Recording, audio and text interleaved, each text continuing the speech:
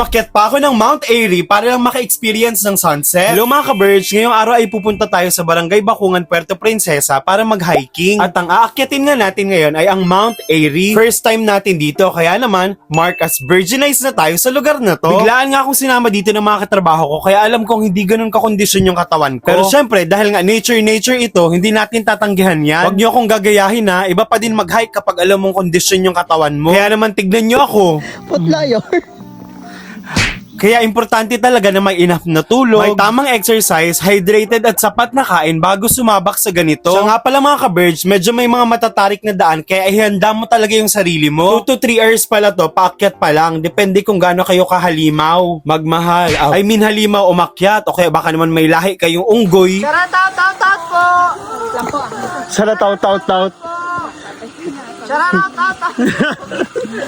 Nung nagsisimula nga kami kanina, akala ko talaga wala kaming maaabutang sunset kasi nga maulan. Pero nung malapit na kami at finally nasa summit na kami, tila bagay gumanda ang panahon. Ay, sulit talaga yung pagod kapag nasa taas na. Mapapa-inhale, exhale ka na lang with nature. Kung iisipin talaga, pwede ka namang hindi umakyat ng bundok para lang makakita ng sunset. Pero hindi pala basta ganun yun. Kapag dito kasi sa taas, mas feel mo yung moment. Tahimik, malayo sa mga plastic, malayo sa mga ingay ng sasakyan, o kaya naman sa mga may ingay nyong kapitbahay. Hindi! Siyempre, pinuntahan ko rin yung sikat na puno dito kung saan maraming nagpapapicture. Di punggol, akala ko madali lang to. Grabe rin palang struggle ng mga nagpapapicture dito. Kinabahan pa nga ako nung una, akala ko kasi malalim na bangin agad yung lalaglagan. Pero nung nakita ko na may malapit na mga malalaking bato, lumakas na yung loob ko kasi hindi naman pala ako agad madidid. Pili ka lang talaga, may bitaw sa picture o mabibitawan ng buhay mo.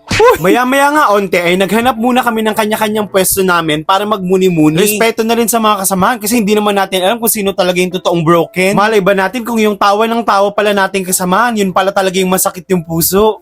O kaya minsan baka yung tour guide pa. Basta, respeto lang mga par. Kasi alam ko hindi talaga lahat ng umaakyat sa trail masaya. Yung iba nagpapagaling ng kipay, ng puso. Where do broken hearts go? Can they find their way home? Ayan na nga, hindi ko na ma-find ang way home ko. Naligaw pa nga ni. Salamat pala sa akyat na nag-organize ng hike namin. Yun lang, thank you for watching. Stay virgin. Babush!